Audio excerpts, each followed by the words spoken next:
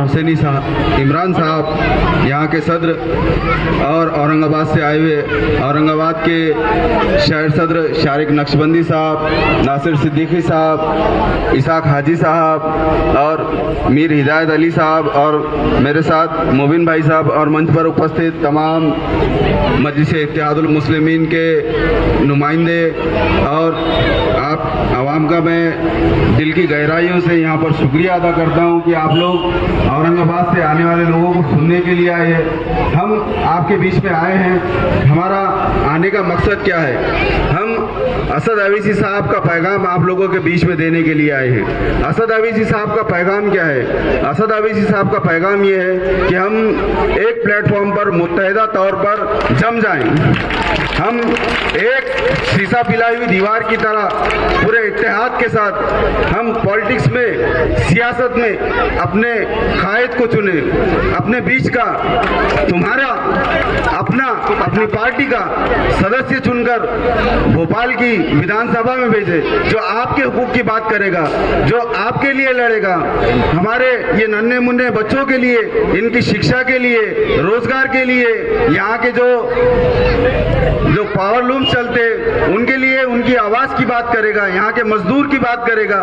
भाई ये आप सबकी भी जिम्मेदारी है कि आपने मजलिस इत्तेहादुल मुस्लिमीन जो असद अवीसी साहब के पैगाम को जो है घर घर पहुंचाना है। उनका पैगाम ये है कि आपको अपनी पार्टी को अपने घर तक पहुंचाकर उनको कामयाब कराना है। क्यों कराना है? क्योंकि असद अवीसी साहब हम सब की आवाज पार्लियामेंट के अंदर, दिल्ली में, चाहे ट्रिपल तलाक का मुद्दा हो, सीए एनआरसी का मुद्दा हो, हर मुद्दे के ऊपर मुसलमानों के, दलितों के, पिछड़े तबकात के तमाम की नुमाइंदगी करते हैं बेबाक अंदाज से।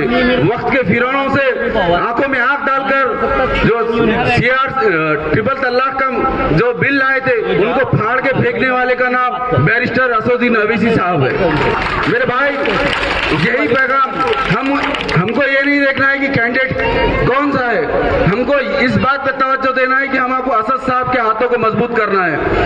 वो शख्सियत आपके लिए, हमारे लिए, पूरे हिंदुस्तान में जगह जगह घूम रहे हैं। किसके लिए? क्या उनके पास कोई कमी है? क्या उनके पास कोई कमी है? पैसों की कमी है या इज्जत की कमी है? अल्लाह ने उनको हर चीज से नवाजा है, मगर उनके अंदर एक तड़प है, एक जद्दोजहद है कि वह अपने कौम के अंदर एक सियासी बेदारी पैदा करे।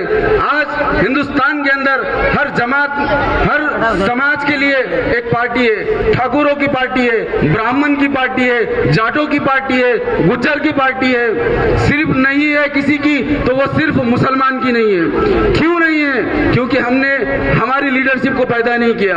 आज हम हमारी लीडरशिप को पैदा करते तो चाहे वो कांग्रेस हो, चाहे कोई भी पार्टियां हो, हम उनसे हमारे हुकूक के मुतालबा करते थे, हम उनसे अपने काम मनवा के लेते थे।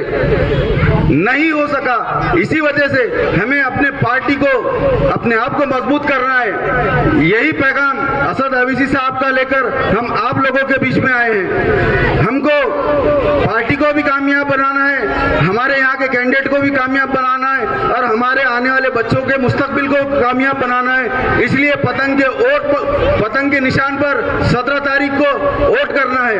हम यहाँ पर दिन भर घूम रहे थे, बहुत सारे लोगों के अंदर जो है, तो यहाँ का कोई दलिंदर सिंह कुछ नाम है उसका, कैंडिडेट है शायद, पहले कांग्रेस में था, फिर बीजेपी में गया, फिर कांग्रेस में आया।